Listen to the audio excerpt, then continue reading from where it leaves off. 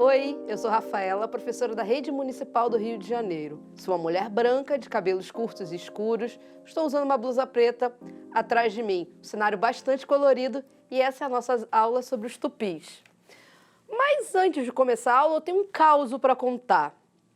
Então, tinha um dia, eu liguei para a Tainá para a gente tomar um açaí, comer uma tapioca, ali perto do Maracanã, na lanchonete carioca.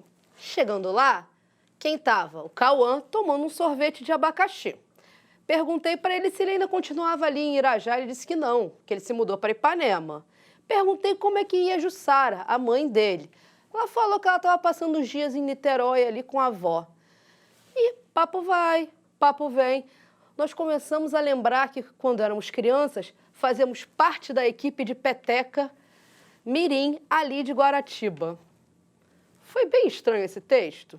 Bem, nele estão presentes várias palavras de origem indígena. Olha quantas a gente usa no nosso cotidiano. Segundo o censo de 2010, o último censo feito no Brasil até agora, aproximadamente 896 mil pessoas se definem como indígenas. Mais ou menos 37% moram na cidade e 63% moram nas áreas rurais.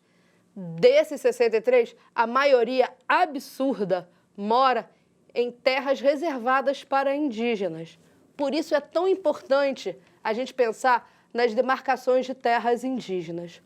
Outra coisa também muito legal que esse censo de 2010 trouxe para nós é que existem aproximadamente 305 etnias aqui no Brasil e essas etnias falam aproximadamente 276 línguas. Para vocês verem a diversidade de indígenas que existem aqui no Brasil. Mas vamos falar um pouquinho mais sobre essa língua indígena, que não é uma língua, né? São várias. Na verdade, se classificam como troncos linguísticos. Calma aí, eu vou explicar. Tronco remete à árvore. Vamos pensar numa árvore. Existem 3 grandes troncos linguísticos aqui no Brasil. Vamos pensar justamente em 3 árvores. Uma árvore é o tronco tupi, o outro é o macro-G e o outro é o aruaque. Vamos pensar somente em uma dessas árvores. Então, pensa que justamente o tupi, esse tronco linguístico, é a árvore e as línguas indígenas seriam os galhos. Às vezes os galhos estão ali muito perto um do outro, tem até frutos parecidos, mas eles não são os mesmos. E em árvores diferentes, esses galhos não estão perto necessariamente e os frutos são bastante diferentes. É assim que se dão as línguas indígenas do Brasil. Nem sempre, porque um é chavante e o outro, por exemplo, é pataxó, eles vão saber falar a mesma língua. Há muita diversidade na cultura, nas línguas indígenas aqui no Brasil. Mesmo com uma tentativa de apagamento dessa cultura, ela ainda resiste, está aí até hoje. Mas, infelizmente, vale lembrar uma coisa muito chata, né? Antes de 1500, né, antes da chegada do europeu aqui, haviam aproximadamente mais de 1.400 povos indígenas. E como eu já falei lá que o censo de 2010 nos revela, diminuiu bastante esse número, né? Bem, mas falando de diversidade, a gente vai também falar sobre a diversidade espacial. Afinal, a diferença entre os povos indígenas não se dá só na língua, também se dá em como as aldeias são organizadas. Eu trouxe 3 exemplozinhos aqui para a gente pensar. Porque as aldeias elas podem se organizar de forma circular, podem ser só uma grande casa, podem ser em formato de ferradura. Vamos olhar primeiro aí? É a aldeia Tupiniquim, do tronco linguístico dos tupis. Ela vai ser formada por 6 casas grandes construídas em torno de um pátio central. No centro ocorrem reuniões e cerimônias. Em cada casa moram mais ou menos 50 pessoas que formam uma unidade familiar. E cada família tem seu próprio espaço para cozinhar e para dormir. esses são os tupiniquins. Agora a gente vai olhar uma outra forma de organização das aldeias. Não sei se vocês vão reparar aí no meio, é a aldeia dos Yanomamis. Eles são o que a gente vai chamar de línguas isoladas. Nem todas as línguas indígenas estão dentro daqueles troncos linguísticos, como eu falei lá no início. Aí, no caso, é uma única casa que abriga todos esses moradores. Mais ou menos 70 pessoas vivem aí. Ela é construída de madeira e folhas de palmeira e no meio dela é vazado, justamente para o sol entrar. Aí tem espaço tanto de cozinhar quanto para dormir. E a última a gente vai ver de uma tribo do tronco linguístico Macro-G, que são os Chavantes. Desculpa aí, dei uma espiada, mas às vezes rola, né? A aldeia Chavante ela é em formato de ferradura, com abertura geralmente voltada para o rio. As suas casas elas também são feitas de madeira e de folha de palmeira. E cada casa abriga de 3 a 4 famílias. Os homens geralmente se reúnem aí no centro para tomar as decisões políticas. Então, a gente viu a diversidade, quantos povos indígenas e como eles são diferentes entre si. Só que na aula de hoje, a gente vai focar um pouquinho mais nesse tronco linguístico dos tupis. Tupi existe em tudo quanto é lugar, desde a Venezuela até a Argentina. Aqui no Brasil, eles vão se localizar principalmente no litoral. A gente vai olhar aí rapidinho um mapinha que vai dar a dimensão para a gente sobre quem eram e onde ficavam os tupis. Todo o litoral do Brasil. Olha a quantidade de povos que existem. Por serem no litoral, são eles os primeiros a terem contato com os europeus, na chegada lá em 1500. O primeiro povo que vai se encontrar com os europeus são os tupinambás, por isso você tem uma grande literatura vinda do colonizador e de jesuítas sobre eles. Os tupis foram esses que tinham esse primeiro contato com os portugueses. A economia deles é baseada geralmente em coleta, caça, pesca. Eles não vão ter atividades ligadas à metalurgia, eles não fabricam adereços com metal, como outros povos que a gente viu. Eles também praticam a agricultura, principalmente o plantio do aipim. Bem, as atividades dos tupis elas vão ser divididas por sexo.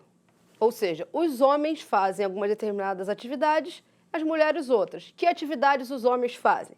Caça, pesca, eles abrem os terrenos para as mulheres plantarem e também fazem os artefatos ligados à guerra. As mulheres vão fazer redes, objetos de cerâmica, a cozinha, cuidar das crianças das aldeias, tudo isso.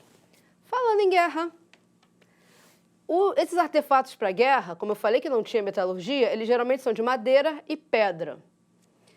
E a guerra é algo muito importante para os tupis, porque ali é uma atividade que vai reunir toda a aldeia. As guerras podem ser feitas ou entre nações também tupi ou contra os tapuia. O que é tapuia? Tapuia significa outro. Então, as guerras, ou elas eram demonstrações de poder, as guerras geralmente são isso, ou por vingança de algum parente que morreu. E dos prisioneiros de guerra vem uma outra característica, principalmente dos tupinambás, que é o banquete antropofágico. Palavra difícil? Expressão difícil? Eu traduzo. Antropofagia é comer carne humana. Mas antes de eu começar a falar isso, vamos lembrar que não vamos ter atitudes eurocentradas, ou seja, não vamos nos julgar superiores a esses povos. Não nos cabe julgar modos de vida de outros povos. Nos resta conhecer apenas. Sim, eles praticavam a antropofagia. Mas vamos falar um pouquinho. Toda a aldeia participava desse ritual. E a pessoa escolhida era uma pessoa bem valorosa, era um guerreiro bastante valoroso. E esse guerreiro era muito bem tratado. Você tinha uma cerimônia de festas, com danças. Esse guerreiro até casava antes do ritual antropofágico. Geralmente, os guerreiros da tribo eram os primeiros na hora do banquete e as crianças, elas iam por último.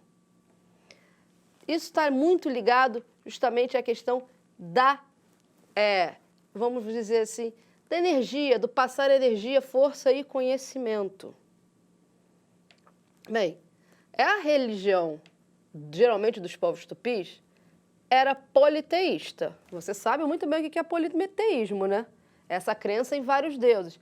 E eram deuses geralmente ligados à natureza. Sol, chuva.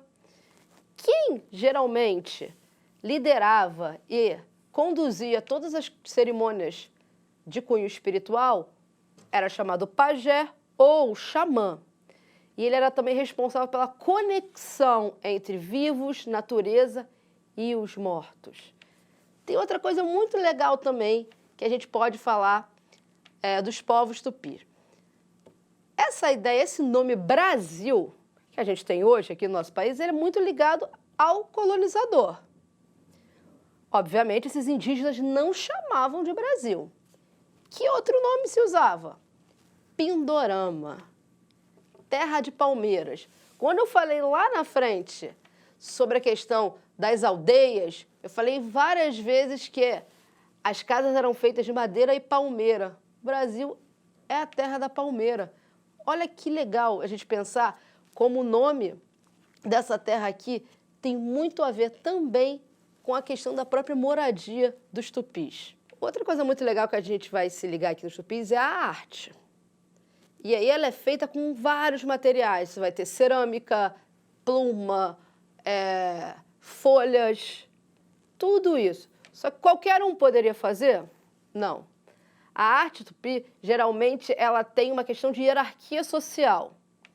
Não é qualquer sexo ou não é qualquer idade que pode fazer, por exemplo, os seus jarros ou trançar uma rede. Outra coisa muito importante também são as pinturas corporais. Bem, cada aldeia, cada povo tem a sua própria pintura e a usa em determinadas cerimônias. Bem, galera, a última coisa que a gente tem para falar aqui, e que eu acho que tem que ouvir, é o seguinte. Os indígenas hoje, eles não são seres do passado, eles são seres do presente. Não é porque eles honram seus ancestrais e têm orgulho de sua memória que eles têm necessariamente que viver exatamente como se vivia lá em 1500. Então, o indígena, ele é presente, ele é um ser da atualidade, mas ele não esquece do seu passado. Então, eu queria muito seriamente que a gente deixasse de lado um pouquinho essa ideia do o índio, como algo mítico, como algo que não existe, como que tivesse ficado lá no passado. Não, esse ser está aí, ele é presente, ele honra seus ancestrais, mas ele, acima de tudo, está entre nós aqui na sociedade. Bem, a gente viu na aula de hoje a grande diversidade dos povos indígenas brasileiros e vimos que, com toda a sua riqueza cultural, eles estão aí vivendo conosco nessa sociedade. A aula está acabando, mas não sem antes um desafio, né?